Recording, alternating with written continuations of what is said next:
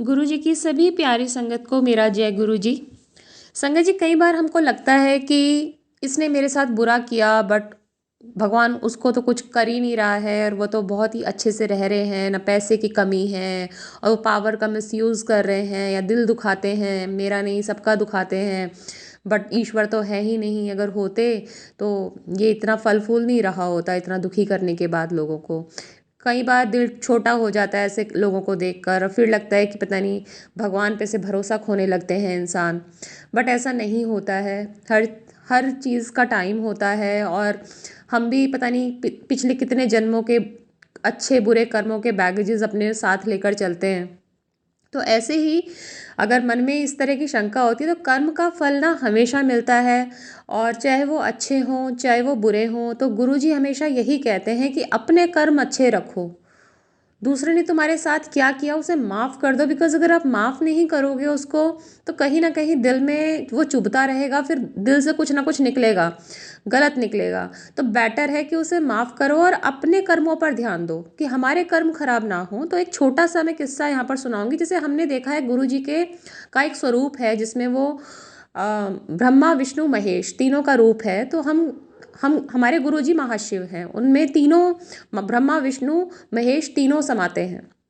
तो एक बार क्या हुआ कि जो विष्णु महाराज हैं उनके जो शंख और चक्र थे वो चरण पादुका की हंसी उड़ाते हैं, और वो ये बोलते हैं कि तू तो ना पैरों में ही रहती है और तुझे तो विष्णु महाराज बाहर उतार के आते हैं और हम तो हाथों में सजे हुए हैं। तो चरण पादुका जो थी वो बहुत ही उदास थी। अगले दिन जब विष्णु महाराज ने वो चरण पादुका पहनी तो उनको लगा कि कुछ तो प्रॉब्लम है, कुछ तो है। और उन्होंने पूछा चरण पादुका से कि भाई क्या हुआ, तुम आज ऐसे क्यों हो बुझी बुझी सी। तो उन्होंने सारा किस्सा सुनाया कि ऐसा हुआ है। तो विष्णु महाराज ने बोला कि तुमने क्या जवाब दिया। तो उसने बोला चरण पादुका ने कि मैंने कोई जवाब नहीं दिया, बस मैं चुप हो गई। तो विष्णु महाराज ने चरण पादुका से बोला कि तुम तो मेरे लिए बहुत आवश्यक हो, तुम्हारे बिना तो मैं कुछ भी नहीं कर सकता। जो भी पूरा जगत मेरा जो चरण पे नतमस्तक होता है तो उन चरणों में तुम होती हो। तो चरण पादुका बड़ी खुश हो गई, और उन्होंने साथ में ये बोला कि अगले जन्म में जब मैं राम का अवतार बन के पृथ्वी पर जाऊंगा तो तब ये जो चक्र और शंख है ना, तुम्हें अपने सर पर बैठा कर लेकर जाएंगे। ऐसा ही हुआ संगत जी।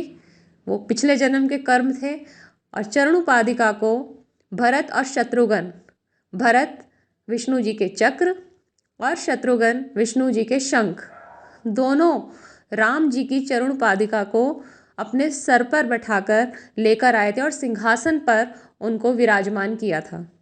तो ये है कर्मों का फल, कि आपको अच्छे बुरे सबका यही होना है, कोई छोटा नहीं है। सबका सब जो संसार में आए हैं सब अपना रोल प्ले करने के लिए आए हैं। तो कभी भी दिल छोटा ना करें, किसी को खुद से बुरा ना बोले। कहते हैं कि अगर तुम चुप रहोगे तो गुरुजी खुद तुम्हारे क्वेश्चंस का आंसर देंगे, तुम्हारी तरफ से जवाब देंगे। तो अपने कर्म अच्छे रखें, दूसरों के कर्मों का फल गुरुजी पर छोड़ दें।